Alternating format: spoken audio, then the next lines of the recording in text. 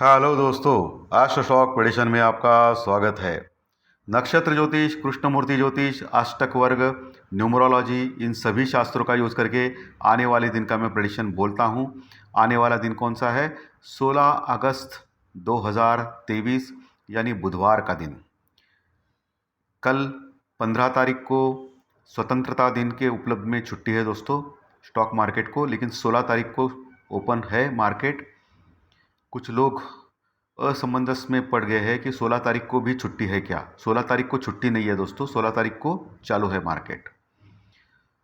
सो दोस्तों 16 तारीख as per financial astrology इस दिन क्या हो सकता है, इसके बारे में डिस्कस करेंगे। शुरू करने से पहले गणेश वंदना। ओम श्री गणेशाय नमः। दोस्तों 16 तारीख एज पर न्यूमरोलॉजी अगर देखें 1 + 6 = 7 और ये 7 अंक होता है केतु देव का। राहु और केतु ये दो छाया ग्रह होते हैं। राहु का अंक होता है 4 और केतु देव का अंक होता है 7। ये दोनों बिंदु नाम से जाने जाते हैं फल ज्योतिष में। ज्योतिष शास्त्र में इनको बिंदु यानी छाया ग्रह माने जाते हैं। एक्चुअली ये ग्रह नहीं होते हैं। जैसे हम लोग ऊपर स्काई में देखते हैं तो सूर्य, चंद्र, मंगल, शुक्र ये सभी दिखते हैं।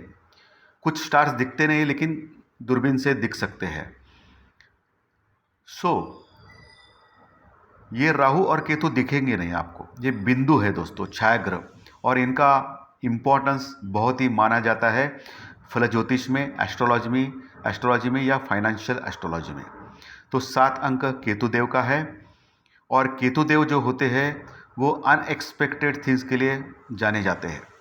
राहु और केतु ये दोनों अनएक्सपेक्टेड थिंग्स के लिए जाने जाते हैं, लेकिन राहु का अंक जब होता है तब बड़े बड़े मोमेंट्स आते हैं मार्केट में, और राहु पॉजिटिव भी करता है बहुत बार। लेकिन केतु देव का थोड़ा सा अध्यात्म यानी इसके स्टॉक मार्केट के ऊपर इसका इतना प्यार नहीं है दोस्तों। केतु देव का, केतु देव बोलता है ध्यान कीजिए, भगवान का नाम लीजिए, ऐसे इसमें केतु देव का रहता है। तो स्टॉक मार्केट के लिए ये अंक एज पर न्यूमरोलॉजी अच्छा नहीं माना जाता है। सो 1 + 6 = 7, 16 तारीख है, 7 अंक केतु देव का, और बुधवार है यानी बुधदेव का दिन है। और बुधदेव सिंह राशि में अपने मित्र राशि यानी सूर्यदेव की राशि में मंगल के साथ बैठे हैं, यानी शत्रु के साथ बैठे हैं। बुध और मंगल की युति खराब मानी जाती है। बुध मंगल जिनके ये जो दो स्टार्स है जिनके पत्रिका में अंशात्मक योग करते हैं उनको स्किन एलर्जी होती है दोस्तों। बुध और मंगल अगर किसी के पत्रिका में यानी किसी के कुंडली में अगर हो और अंशात्मक योग कर रहे हैं, अंशात्मक यानी 0 to 30 डिग्री, ये एक राशि का पूरा प्रदेश होता है। और अगर समझो 5 डिग्री के ऊपर बुध है और मंगल भी वही है 3, 5, 6 डिग्री के आसपास, तो उसको परफेक्ट युति माना जाता है। तो मंगल और बुध एक दूसरे के शत्रु है, दुश्मन है, और दोनों की अगर युति होती है तो ये स्किन एलर्जी का कारण बनती है।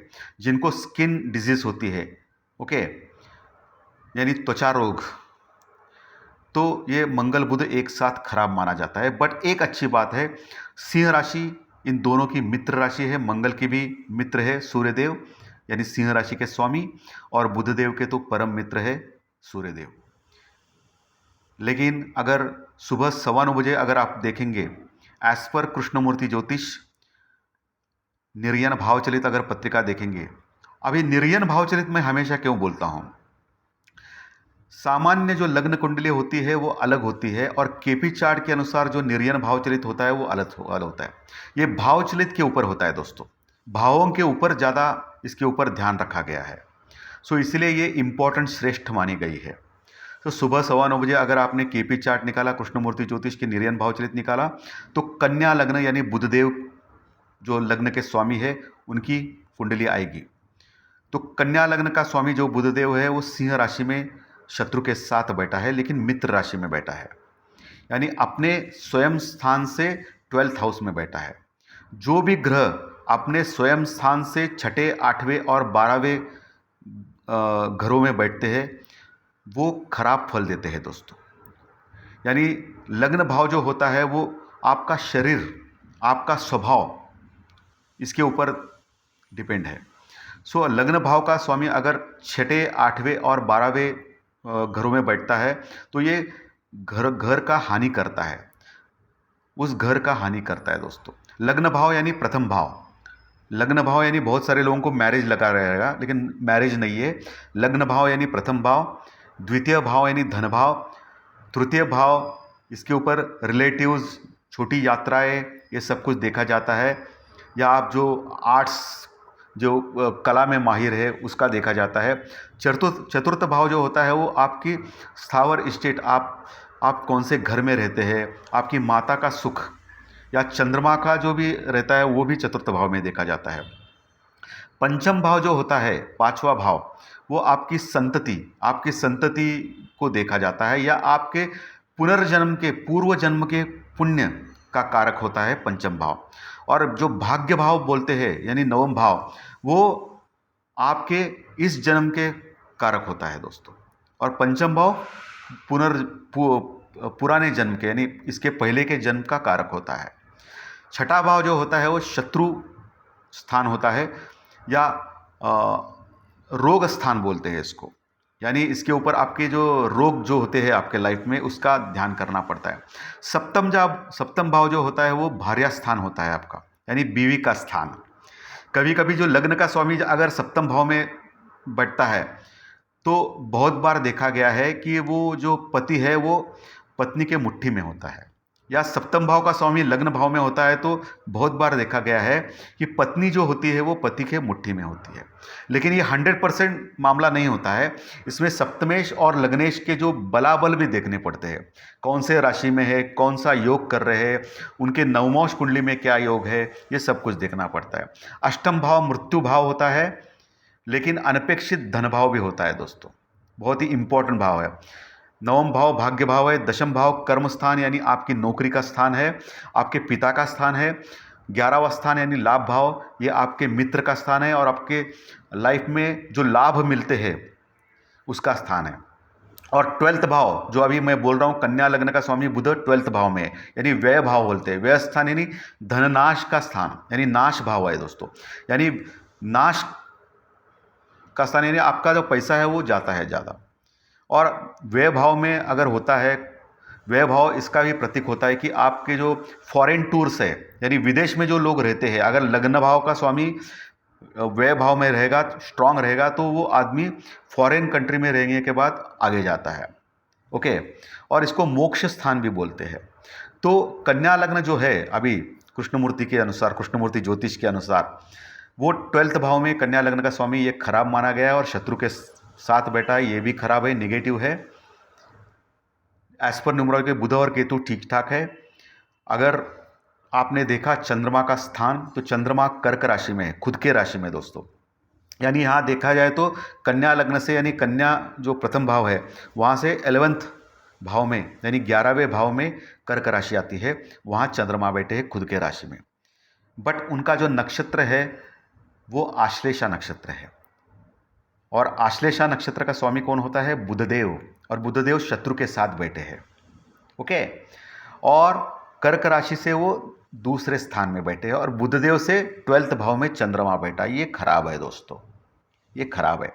और चंद्रमा का गुरुदेव और राहु के देव जो बैठे हैं मेष राशि में, उनसे केंद्र योग यानी खराब योग हो रहा है। वैसे ही शनिदेव जो बैठे हैं कुंभ राशि में, उनसे षडाष्टक योग, ये भी खराब योग हो रहा है। केतुदेव जो बैठे हैं तुला राशि में, उनके साथ भी केंद्र योग हो रहा है, ये भी खराब हो रहा है। तो अच्छा क्या है बुधवार के दिन? अच्छा यही है, उपनक्षत्र स्वामी यानी नक्षत्र सबलॉर्ड को कृष्णमूर्ति ज्योतिष में बहुत ही इंपॉर्टेंस दिया गया है। अगर नक्षत्र सबलॉर्ड अच्छा रहेगा, उसके योग अच्छे रहेंगे, तो काम अच्छा बनेगा आपको। सो नक्षत्र सबलॉर्ड अगर नवमोश कुंडली में देखे, उसका योग चंद्रमा के साथ, नक्षत्र लॉर्ड यानी नक्षत्र का अधिपति, हर ग्रह को एक एक दिया गया है। यानी पूर्वा भाद्रपदा नक्षत्र, अगर आपने कुंभ राशि का देखा, कुंभ और मीन का, तो उसका जो स्वामी होता है वो गुरुदेव होता है, रेवती नक्षत्र का बुधदेव होता है। ऐसे बहुत सारे नक्षत्र उसके नक्षत्र अधिपति फिक्स है दोस्तों। और नक्षत्र सब लॉर्ड यानी उसके उपनक्षत्र स्वामी, ये बहुत ही इंपॉर्टेंट होते हैं कृष्णमूर्ति ज्योतिष में, केपी चार्ट में, साउथ इंडियन ज्योतिष में दोस्तों। दोस्तों, केपी चार्ट में उपनक्षत्र स्वामी के योग अच्छे हैं, बट अष्टक वर्ग के पॉइंट्स मिले जुले आ रहे हैं। अष्टक वर्ग भी बहुत ही इंपॉर्टेंट होता है, जो केपी कृष्णमूर्ति ज्योतिष का एक अभिन्न भाव है। अष्टक वर्ग में बलाबल देखे जाते हैं, पॉइंट्स देखे जाते हैं दोस्तों। अगर सब कुछ कंसिडर करने के बाद मुझे लग रहा है, एज पर फाइनेंशियल एस्ट्रोलॉजी जो मैं जानता हूँ, नक्षत्र ज्योतिष, कृष्णमूर्ति ज्योतिष से, उसके अनुसार मुझे लग रहा है कि बुधवार 16 तारीख का दिन मार्केट के लिए निगेटिव रह सकता है, mix to negative, mix to मंदा रह सकता है। आज जो स्ट्रांग रिकवरी आ गई, जैसे मैंने प्री मार्केट रिपोर्ट में बोला था कि दोपहर के बाद स्ट्रांग शॉर्ट कवरिंग हो सकती है, क्योंकि कल है स्वतंत्रता दिन और 100% डीआई को काम पे लगाएंगे सब लोग कि पॉजिटिव कैसे रहेगा मार्केट। स्टार्टिंग में तो निगेटिव रहा, लेकिन बाद में ज़बरदस्त शॉर्ट कवरिंग क्यों होगी? क्योंकि कल स्वतंत्रता दिन है भाई, भारत का, इंडिया का अपना दिन है, इम्पॉर्टेंट दिन है। निगेटिव इतना नहीं रखेंगे। और ये मेरा जो मानना था, ये आपने देखा, नीचे से ज़बरदस्त शॉर्ट कवरिंग हो गई और बहुत बढ़िया मार्केट ऊपर आ गया। हालांकि निगेटिव रहा मार्केट, बैंक निफ्टी निगेटिव रहा और निफ्टी भी फ्लैटिश रहा। दोस्तों, मुझे लग रहा है कि बुधवार का दिन मिक्स टू निगेटिव रह सकता है। उसमें दो चीज़ है, एक तो आपको ज़बरदस्त अगर गैप डाउन मिला किसी कारणवश, जो अभी दिख रहा है कि जो हमारा जो रिटेल इन्फ्लेशन का फिगर आ गया है वो 7.4% आ गया है, अनुमान से भी ज़्यादा आ गया है, यानी महंगाई ज़बरदस्त बढ़ गई है। इसका तो अंदाज़ा था ही पहला। तो अगर इसके ऊपर कुछ नहीं होता, ये मैं हमेशा बोलता हूँ, लेकिन इसके ऊपर अगर कुछ हो गया, गैप डाउन आ गया, तो जो मैं लेवल सपोर्ट रेजिस्टेंस में आपको कल टेक्निकल डाटा के कार्यक्रम में बताऊंगा, वहाँ आपको लेना है। और जब तक 19,550 19,550 के ऊपर क्लोज नहीं करता है लगातार 2 दिन, तब तक आपको सेल ऑन राइज मार्केट रहेगा, ऊपर से फिर से नीचे आ सकता है मार्केट। ओके, तो मैंने जो अभी प्रेडिक्शन बोला है, मिक्स टू निगेटिव बुधवार का सेशन, आपको ऊपर से ज़बरदस्त प्रॉफिट होके ऊपर से नीचे आ सकता है मार्केट। अगर आपको ज़बरदस्त गैप डाउन मिला, इसका मतलब ऑलरेडी निगेटिव रहा, लेकिन वहाँ से बाय ऑन डिप जो है, जो लेवल जो मैं बताने जाऊँगा कल, वहाँ से आपको खरीदना भी है, ये इंपॉर्टेंट। लेकिन ओवरऑल मुझे लगता है कि mix to negative, mix to मंदा भरा मार्केट बुधवार का होना चाहिए। चलिए अभी चंद्र राशि के ऊपर बात करेंगे दोस्तों।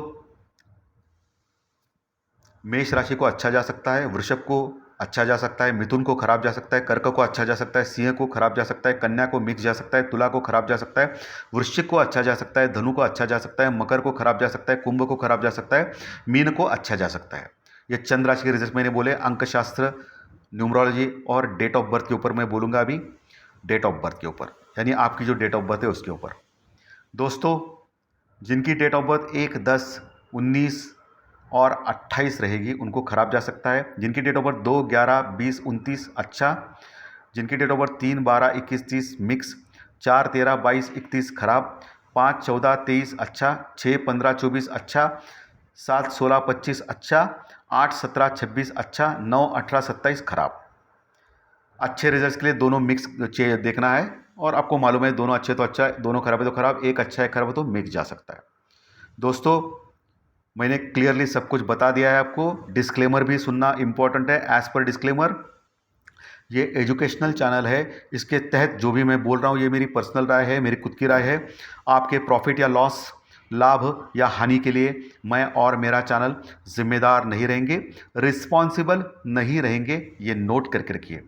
मेरा एस्ट्रो स्टॉक प्रेडिक्शन चैनल सिर्फ और सिर्फ यूट्यूब पे ही अवेलेबल है, बाकी कहीं भी नहीं है, ये भी नोट करके रखिए।